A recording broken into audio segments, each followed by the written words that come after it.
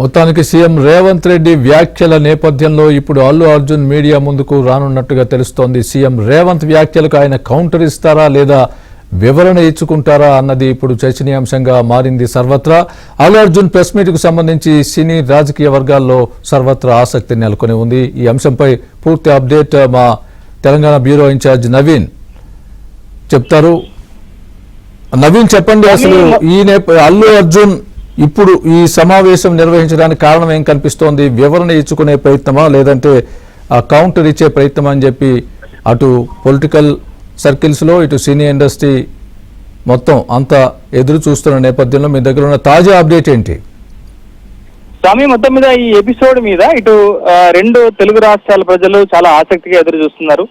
ఎందుకంటే పుష్ప 2 సినిమా కోసము ఇటు అల్లు అర్జున్ టీం చేసినటువంటి హడావిడి ఆ ప్రమోషన్ అంతా ఇంత కాదు.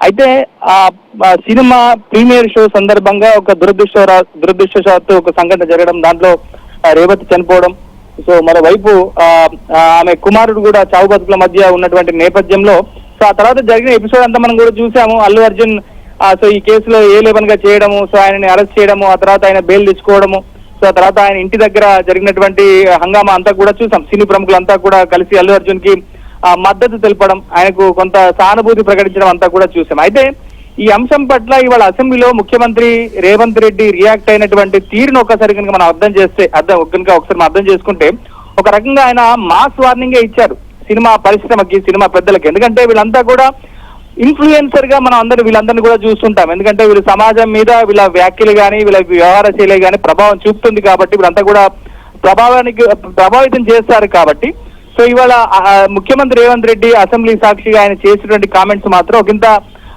ఆసక్తిగానే ఉన్నాయి, ఒకంత చర్చనీయాంశంగానే ఉన్నాయి. సో ఆయన ముఖ్యంగా తెలంగాణ ప్రభుత్వం అంటే రేవంత్ రెడ్డి ముఖ్యమంత్రి అయిన తర్వాత కూడా సినిమా పరిశ్రమకు ఆయన ఇవ్వాల్సినటువంటి సహకారము అండదండలు అన్ని ఇచ్చుకుంటూనే వచ్చారు. ఎందుకంటే ఇప్పుడు పుష్ప 2 సినిమాకి ఒక బెనిఫిట్ షోకి ఆయన అవకాశం ఇచ్చారు, సినిమా టికెట్లు పెంచుకోవడానికి అవకాశం ఇచ్చారు.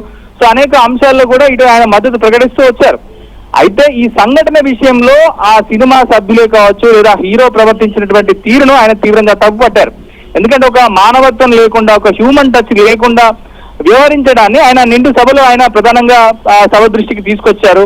ఒక ప్రాణం పోయిన తర్వాత మరొక ప్రాణం సావు బతుకుల మధ్య కొట్టుకుంటాడుతున్నటువంటి సమయంలో సో ఆ అబ్బాయిని లేదా ఆ పిల్లాన్ని కాపాడేటువంటి ప్రయత్నం చేయాల్సింది పోయి, ఆ కుటుంబానికి ధైర్యం కల్పించాల్సింది పోయి, హాస్పిటల్కి వెళ్ళి పరామర్శించాల్సింది పోయి, సో ఆయన అరెస్టు తర్వాత సినిమా పరిశ్రమ వ్యవహరించినటువంటి తీరు పట్ల ఆయన తీవ్రంగా స్పందించారు. సో ఈ అంశం పట్ల ముఖ్యమంత్రి ప్రసంగం పూర్తయిన తర్వాత సో 2 గంటల వ్యవధిలోనే ఇప్పుడు అల్లు అర్జున్ ప్రెస్ మీట్ కు సిద్ధమవుతున్నాడు. అంటే ఖచ్చితంగా ఆయన ఈ అంశం పట్ల వివరణ ఇచ్చుకునేటువంటి ప్రయత్నమే చేసేటువంటి అవకాశాలు. ఎందుకంటే సో ముందు నుంచి కూడా అల్లు అర్జున్ కూడా చెప్పారు. సో ఈ సంఘటన జరిగిన తర్వాత ఆయన అరెస్టు ఉదంతం జరిగిన తర్వాత ఆ పిల్లగాడికి సానుభూతి వ్యక్తం చేస్తూనే, ఎవరైతే రేవతి కుమారుడికి సానుభూతి వ్యక్తం చేస్తూనే తాము ఇదివరకే 25 లక్షల రూపాయల పరిహారం ఇస్తామని చెప్పాము, ఆసుపత్రికి సంబంధించినటువంటి అన్ని ఖర్చులన్నీ కూడా భరిస్తామని చెప్పామని చెప్పినప్పటికీ కూడా సో ఆ అరెస్ట్ తర్వాత వివరించినటువంటి తీరే ఇక్కడ పూర్తిగా ప్రశ్నార్థకంగా కొద్దిగా క్వశ్చన్ మార్క్ గా మారింది. ఎందుకంటే సో అల్లు అర్జున్ నేరుగా హాస్పిటల్కి వెళ్ళి ఆ అబ్బాయిని పరామర్శించాల్సి ఉంది, వాళ్ళ కుటుంబానికి ధైర్యం ప్రకటించాల్సి ఉంది. కానీ అల్లు అర్జున్ నివాసానికి సినిమా పరిశ్రమకు సంబంధించినటువంటి పెద్దలందరూ వచ్చి పరామర్శించడాన్ని మాత్రం ప్రతి ఒక్కరు తప్పుపడుతున్నారు. ఎందుకంటే ఏదో పెద్ద ఘనకార్యం చేసి వచ్చి పోలీస్ స్టేషన్కి వెళ్ళి వచ్చినట్టుగా సినిమా పరిశ్రమ అంతా కూడా కీర్తించడానికి కూడా అందరూ తప్పుపడుతున్నారు. సో ఇదే అంశాన్ని కూడా సీఎం ఇవాళ సభ దృష్టికి తీసుకొచ్చారు. సో మొత్తం మీద ఒక రకంగా మాస్ వార్నింగ్ ఇచ్చారు. ఎందుకంటే భవిష్యత్తులో ఎటువంటి బెనిఫిట్ షోస్ కి తాము అనుమతి ఇవ్వము, సినిమా టికెట్లను పెంచుకోవడానికి కూడా తాము అనుమతి ఇచ్చేది లేదని చెప్పని కళాఖండిగా చెప్పినటువంటి నేపథ్యంలో ఇది ఒక రకంగా ఎంటైర్ సినిమా పరిశ్రమకు ఒక హెచ్చరిక లాంటిది. ఇదొక అల్లు అర్జున్ కు మాత్రమే ఇది ఒక హెచ్చరికలాగా మనం భావించకూడదు, ఎంటైర్ సినిమా పరిశ్రమకు కూడా ఒక హెచ్చరికలుగానే సీఎం చేసిన వ్యాఖ్యలు చూడొచ్చు. సో ఈ నేపథ్యంలో అల్లు అర్జున్ రియాక్ట్ కాక తప్పని పరిస్థితి ఏర్పడింది. సో ఈ రియాక్ట్ అయ్యేటువంటి సందర్భంలో సో ఆయన ఏం మాట్లాడతారు, సో ఎట్లా స్పందిస్తారనేటువంటిది మనం చూడాల్సి ఉంది. సో ఈ అంశం మీదనే అందరూ కూడా ఆసక్తిగా ఎదురు చూస్తున్నారు.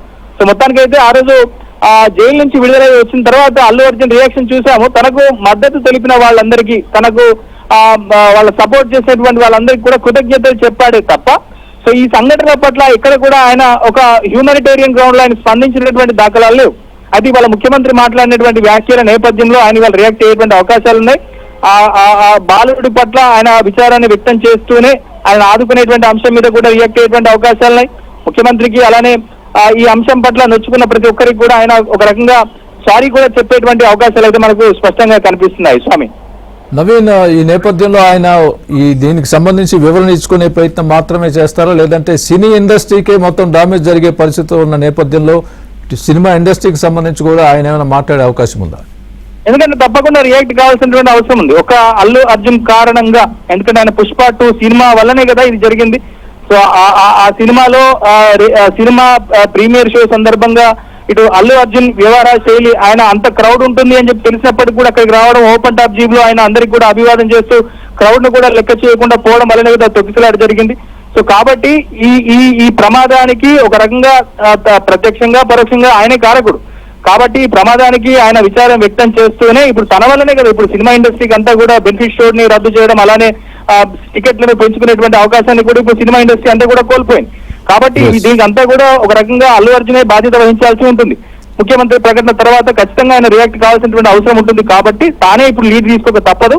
సో ఆ లీడ్ తీసుకునేటువంటి క్రమంలో మరి ఎట్లా రియాక్ట్ అవుతాడు ఏంటి అనేది చూడాల్సింది. ఎందుకంటే దిల్ రాజు కూడా ఇప్పుడు FDC చైర్మన్ గా ఉన్నారు, ఫిల్మ్ డెవలప్మెంట్ కార్పొరేషన్ చైర్మన్ గా దిల్ రాజే ఉన్నారు.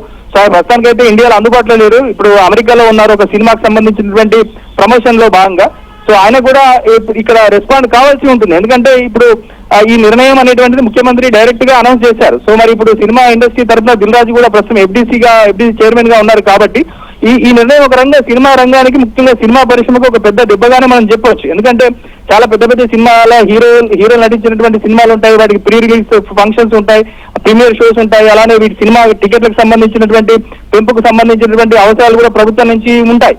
సో ఈ పూర్తిగా ఇప్పుడు ఈ అవకాశం అంతా కూడా సినిమా ఇండస్ట్రీ కోల్పోయినట్టుగా చెప్పుకోవచ్చు. ఇంకా భవిష్యత్తులో కూడా ప్రభుత్వం నుంచి సినిమా పరిశ్రమకు ఎట్లాంటి సహకారం ఉండేటువంటి అవకాశాలు లేవన్నట్టుగానే ఇలా ముఖ్యమంత్రి వ్యాఖ్యలను చూస్తే మనం అర్థం చేసుకోవచ్చు. సో కనుక ఖచ్చితంగా అల్లు అర్జున్ మరి రియాక్ట్ కాక తప్పదు. మరి రియాక్ట్ అయ్యేటువంటి సందర్భంగా ఆయన ఎట్లా ఏం మాట్లాడతారు ఏంటి అనేది మాత్రం చూడాల్సి ఉంది. ఒక ఇంత ఆసక్తిగా అయితే ఉంది.